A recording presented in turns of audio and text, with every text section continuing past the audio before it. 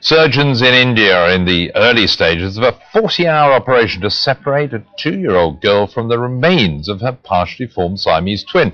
They've already separated the fused spines, and doctors say Lakshmi Tatma is responding well. The toddler was born with 4 arms and 4 legs. Without surgery, it's unlikely she'd survive into adolescence. Sky's health correspondent Thomas Moore explains. Without surgery, Lakshmi Tatma would almost certainly have died. She was born with 8 limbs, fused at the pelvis to a headless twin who failed to develop properly in the womb. Doctors in Bangalore say the 2-year-old was no longer able to nourish 2 growing bodies, and they had to separate her from the parasitic twin.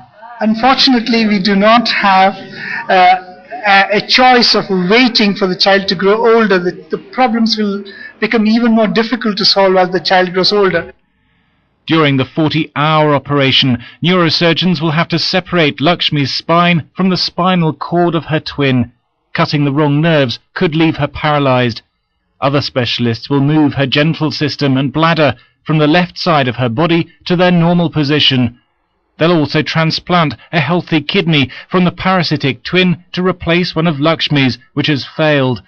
Orthopedic surgeons will then close the pelvic bones to realign her legs.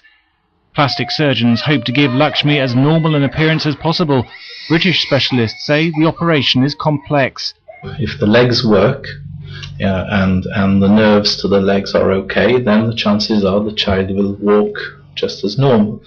If the pelvic organs are in order, the bladder is in order and such like, then the child may well be continent. So the future for this child is likely to be pretty reasonable.